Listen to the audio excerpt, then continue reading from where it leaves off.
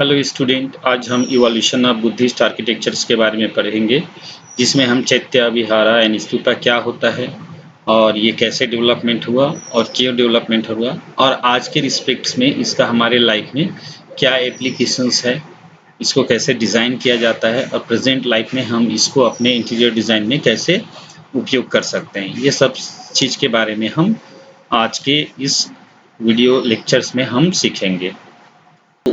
Basically, the Buddhist architectures began with the development of various symbols representing aspects of Buddha's life. And Indian Emperor Asoka not only established Buddhist as the state religions of his Magadha Empire, but also opted for the architectural monument to spread Buddhism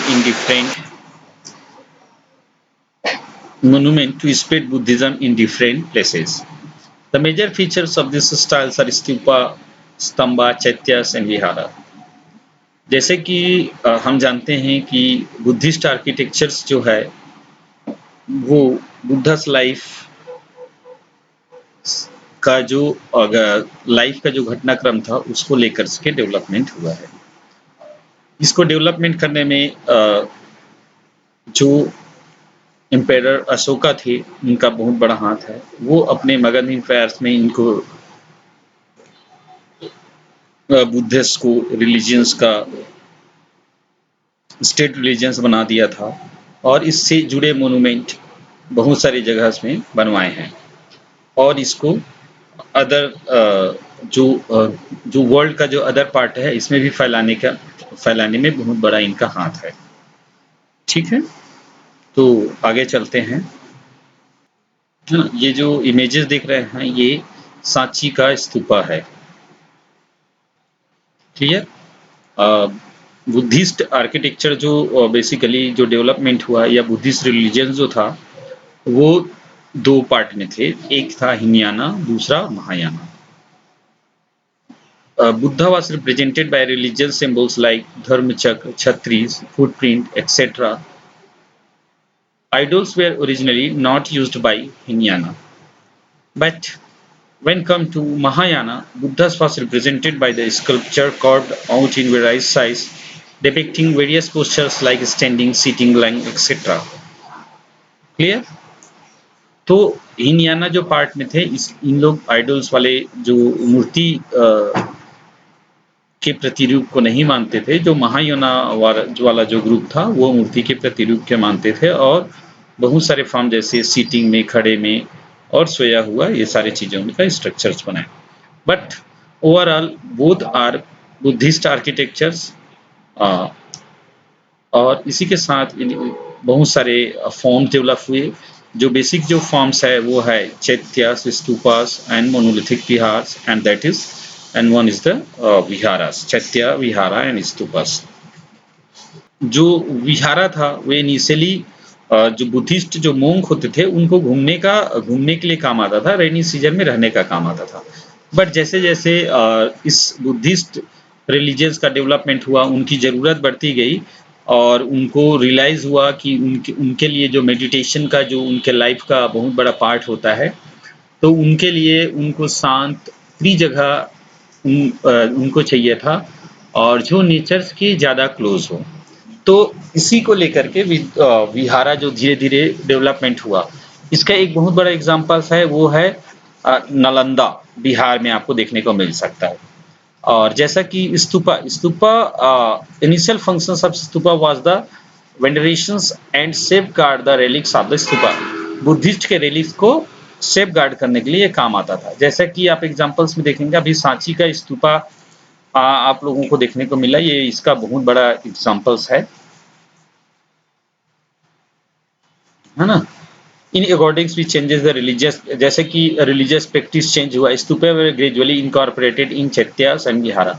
जैसे कि religious में थोड़ा बहुत time के साथ changes आते रहते हैं, प्रैक्टिस नया नया फॉर्म में इवॉल्व करते रहते हैं।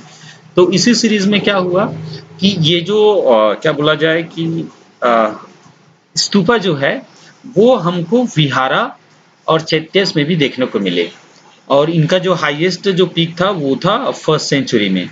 एंड जैसा कि आप लोग सुने होंगे कि पैगोडा जो होता है जापान और चाइनीज में बहुत सुनने को मिलता है। These are the basic form which is evolved from Buddhist architectures and और हम इसको बोल सकते हैं pagoda is an invention of Indian stupa. Clear?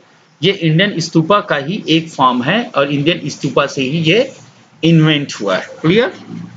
तो अर्ली बुद्धिस्ट आर्किटेक्चर्स में क्या होता था, द बेसिक प्लान्स जो होता था, जो टेम्पल का अर्ली बुद्धिस्ट का, वो हमारे जो हिंदू टेम्पल हिंदू लाइफ से मिलता जुलता था। उसके आसपास भी उसका जो ओवरऑल प्रोफाइल था वो इसी के आसपास था। This profile become elaborated and the characteristics like monuments, mountain shapes seen today in many Hindu temples was used in early Buddhist sites and continued in similar fashion in some culture, such as other as Japan, Thailand and China।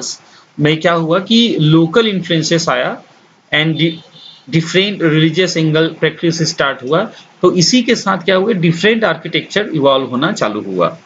Buddhist architecture emerge slowly in period following the Buddhas life. जैसे Buddhas life के जो बहुत सारे घटनाक्रम थे, ये सारी चीजों के हिंदू टेम्पल के साथ साथ डेवलपमेंट हुआ।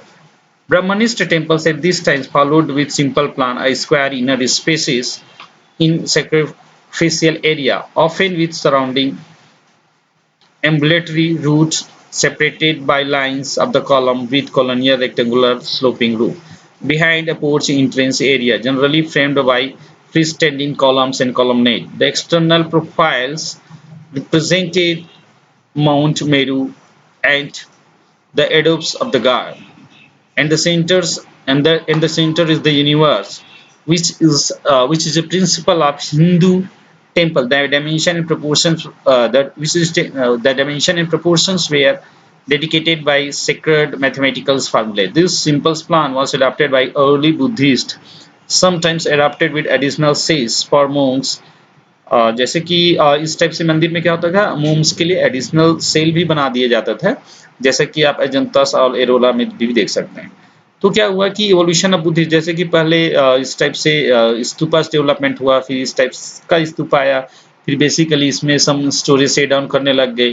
देन लोकल कल्चर इन्फ्लुएंसेस के कारण ये जो शेप्स है वो इस कारण से फाइनली अडॉप्ट हुआ। This are called pagodas, this two are called pagoda and this two is clear stupa. And stupa becomes then stupa later become a pagoda। ठीक है? These four pictures clearly represent you how stupa converted into pagodas with time span।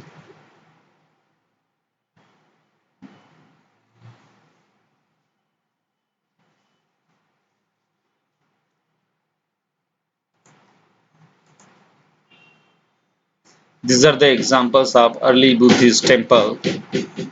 You can see these are situated in Indonesia।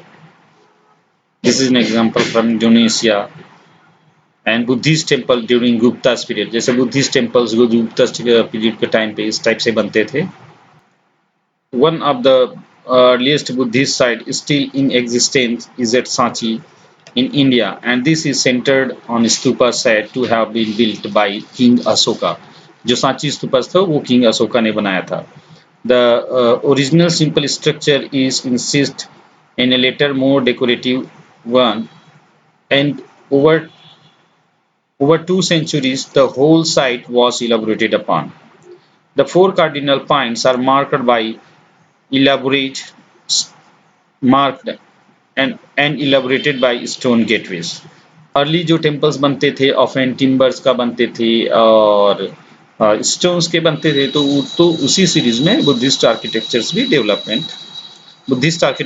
Development है ना। तो Buddhist temples में हम inner development, inner जो interior design होता था वो किस तरीके से करते थे वो हम चेक करते हैं। Buddhist decoration of Buddhist site becomes steadily more elaborated through the last 2 centuries BC with the introduction of human figure, particularly on stupas।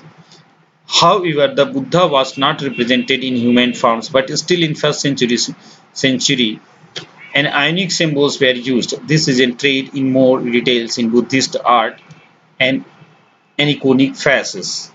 It is influenced the development of temple, which eventually become a backdrop for Buddha's image in most cases. Clear?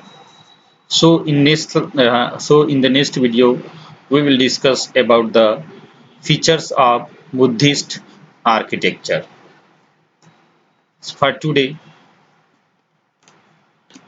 this is thank you and have a happy learning to you.